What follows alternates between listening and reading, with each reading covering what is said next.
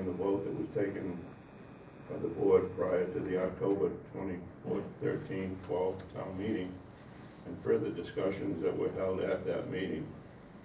I set out to learn as much as I could about past actions by the board.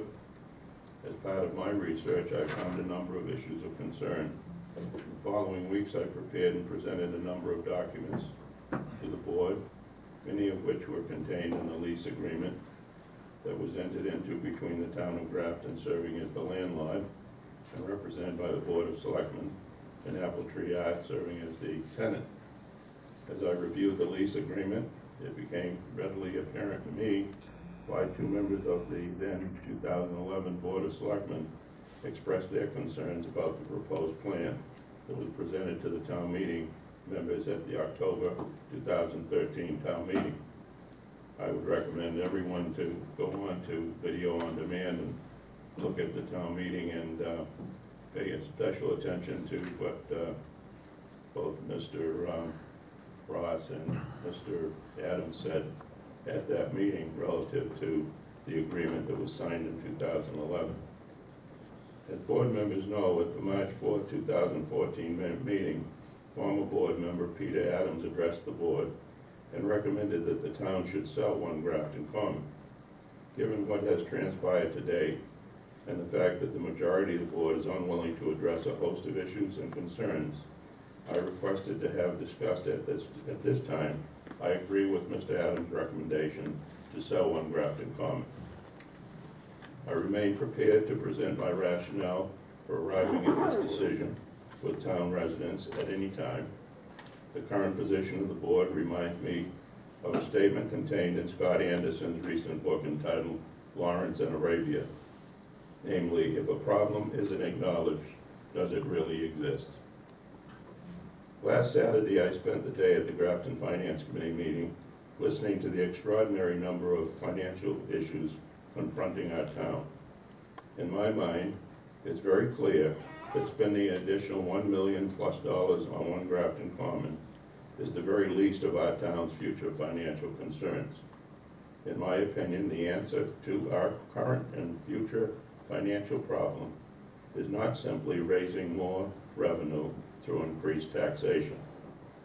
While in the short term, some additional revenue may be required, I believe our town must become much more discerning about expenditures. In closing, I believe the current situation relating to 1 Grafton Common has led me to the conclusion that the town of Grafton in its current state is not a good landlord. I firmly believe the Board of Selectmen and the town overall should remove itself from the landlord business. Thank you.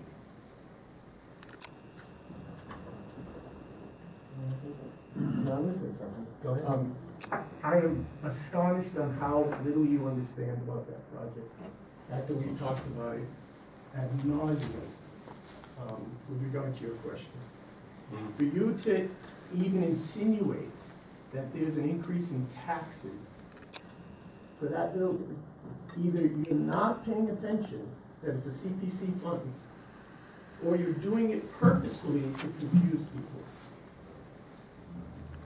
Or there's no, if you have an issue with using funds, it would be using the CPC funds that are dedicated to projects such as this. It does have an effect on that. It has no effect on taxation. None. Zero. You've been told that over and over and over again. And it's either you're not willing to listen or you're purposefully trying to confuse people. That's just one. There's nothing to do with new revenue. When I talk, there are extraordinary issues in this town for new revenue, which is one of the reasons this is a good project, because it's not asking the taxpayer to go into their pocket, which we're going to have to do, whether it's for a school or a DPW or a library or an override. That's going to go into their pocket. We want to take this out of their pocket. That's why we go to CPC. That's why we want to use funds that are dedicated already. And for you to mix those two up, now, after you come and talk about this issue, you have to pay attention, you have to do your research, you have to listen to what people say to you. We've talked about CPC over and over and over. If you don't understand it, you should make an appointment with the town administrator or the people at CPC and have them explain it to you, because it has nothing to do with new revenue, nothing.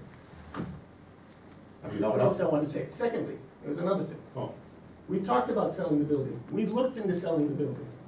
If we could sell the building, theoretically, people would want to sell the building, I guess. Although the town, in my mind, has said many times they don't want to sell the building, but I suppose we could. I don't know where you think you're gonna get someone to buy a building. Well, let's back up a minute. When we first went out to, before we did the deal with Apple Tree Arts, it was a building that hadn't been taken care of for 25 years, had a leaky roof, had a bad fire escape. Nobody wanted to buy it. So I don't know, you know, where you or anyone else said they can just go out and sell this building, you know. I remember a gentleman one time saying, you know, well, if you buy a piece of property down by the railroad tracks, people can say a lot of things. But unless you find a buyer, we've already said we can't find a buyer. If you think it's so easy to sell, find a buyer. are you through? Yes. May I respond, Mr. Chairman? Absolutely. In my experience, there's nothing more closed than a closed mind. And when people have something on an agenda, and have taken the time to review it in extraordinary detail, for the good of the community, as a member of this committee, I came here on the board because I believe I have some things to contribute. I believe I have brought those things to the board, and I believe at the very least, I was owed to have an opportunity to present those and discuss those with the board. When I was not allowed to do that, and when I was told that we're gonna move the question, and from that point on, you're moving questions, and tonight is another example of it, then I think that the point is, I understand, I truly do understand the issue, believe me. And I also understand that there are issues that Mr. Ross and Mr. Adams understood back in October when they got up at town meeting, and these were not people who didn't understand. These were people who signed a lease agreement in 2011, who have understandings about that lease agreement that are totally different than what is now being said is what we're required and we are going to do. We're going into a town meeting in another week or two. We don't know tonight, and we're told now the warrant has to be approved by tomorrow. We have no idea of the design. The design, even a draft of the design, isn't going to be available until next Monday. And there's no numbers, there's no amount being shown as to what the town has to come up with as an amount, what the Apple Tree Arts is going to come up for an amount. And sir, you have the audacity to be here tonight talking to me about I don't understand. If I don't understand, then I don't understand what you're not willing to publicly discuss, because I'm very willing to discuss it with anyone who wants to discuss it. And as I said in my memorandum, I will be very willing to hold a public meeting of any kind and present what I found and what I think needs to happen. And I truly believe that it's not an issue with Apple Tree Arts. It's an issue with this board and the board's unwillingness to take and look at this in a fresh way, in the way that was intended by a board that was here prior to my arrival and prior to Mr. Dolphy's arrival, that signed an agreement that the board, not an oversight committee, the board was going to have certain things and certain things were going to be done. And that agreement has not been lived up to. And that agreement needed to be revisited. And I recommended that we renegotiate that agreement with the Apple Tree Arts. All of that fell on deaf ears.